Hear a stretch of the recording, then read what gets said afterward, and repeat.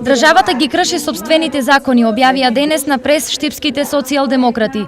Како пример ги посочија казните за околу 2000 наставници на кои резултатите од екстерното тестирање им ги намали платите за 15%.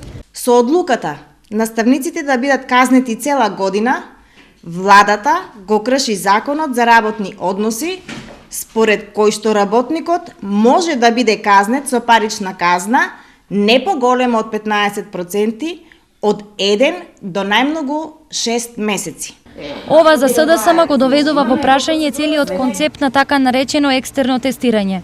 Овој проект се покажа со големи пропусти и слабости и препораките од сите засегнати страни и експертската јавност е дека тој не е никакво решение за подигнување на квалитетот во образованието. Во Социјалдемократскиот сојуз на Македонија не постои никаква дилема околу тоа дека екстерното оценување треба веднаш да се укине.